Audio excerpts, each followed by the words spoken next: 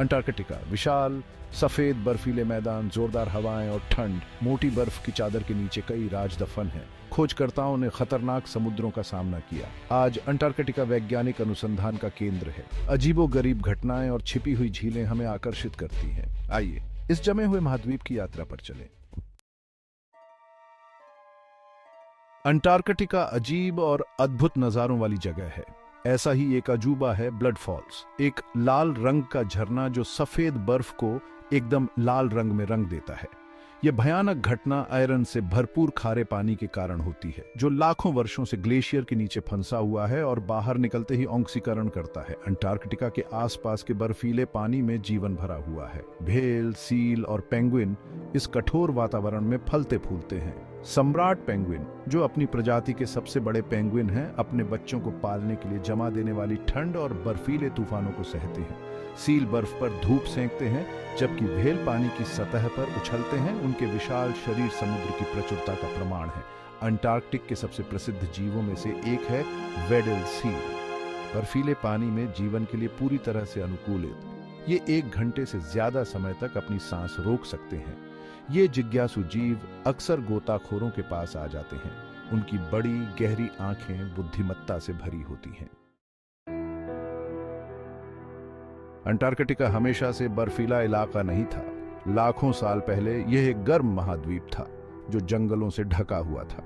इस पिछले जीवन के प्रमाण बर्फ के नीचे पाए जा सकते हैं। वैज्ञानिकों ने पेड़ों, पत्तियों और यहां तक कि डायनासोर की हड्डियों के जीवाश्म खोजे हैं, जो एक खोई हुई दुनिया की झलक दिखाते हैं। बर्फ की चादर के नीचे छिपी हुई झीलों का एक नेटवर्क है। सबसे बड़ी झीलों में से एक वोस्टॉक झील 2 मील से ज्यादा मोटी बर्फ के नीचे दबी हुई है। ये झीलें अनोखे पारिस्थितिक तंत्रों का घर हैं, जो लाखों वर्षों से अलगाव में विकसित हुए हैं। वैज्ञानिकों का मानना है कि इन पारिस्थितिक तंत्रों का अध्ययन करने से पृथ्वी पर जीवन की उत्पत्ति के बारे में सुराग मिल सकते हैं। भाग 4, अंटार्कटिका के लिए संघर्ष। इतने सारे झंडे क्यों? अंटार्कटिका एक ऐसा महाद्वीप है जहां मूल आबादी नहीं है। कोई भी देश इस पर अपना दावा नहीं कर सकता, लेकिन इसने राष्ट्रों को कोशिश करने से नहीं रोका है। 20वीं सदी की शुरुआत में ब्रिटेन, अर्जेंटीना और चिली सहित कई देशों ने अंटार्कटिका के कुछ हिस्सों पर अपना दावा जताया। अंटार्कटिका की दौड़ संसाधनों और रणनीतिक लाभ की इच्छा से प्रेरित थी।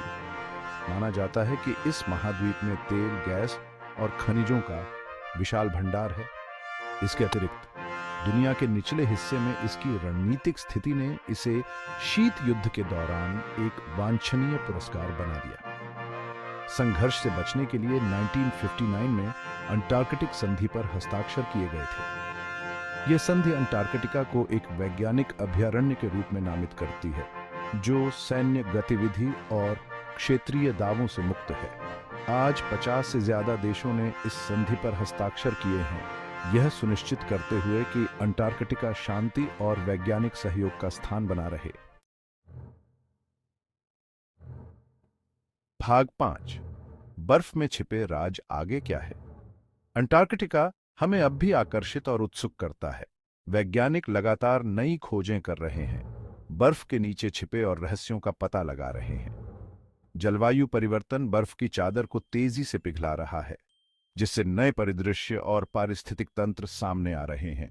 वैज्ञानिक जिन सबसे बड़े सवालों के जवाब खोजने की कोशिश कर रहे हैं, उनमें से एक है, क्या बर्फ के नीचे जीवन हो सकता है? वोस्टॉक झील में सूक्ष्म जीवी जीवन की खोज ने इस अटकलों को हवा दी है कि अन्य सबग्लेशियल झीलों में बड़े, अधिक जटिल जीवन रूप मौजूद हो सकते हैं। भाग 6, भविष्य के लिए एक महाद्वीप, आखिरी सीमा की रक्षा करना। अंटार्कटिका एक नाजुक वातावरण है, जो जलवायु परिवर्तन और मानवीय गतिविधियों के प्रभावों के प्रति संवेदनशील है। बर्फ की चादर के पिघलने से वैश्विक समुद्र के स्तर के लिए विनाशकारी परिणाम हो सकते हैं। पर्यटन और अनुसंधान गतिविधियों से होने वाला प्रदूषण भी इस प्राचीन वातावरण के लिए खतरा है।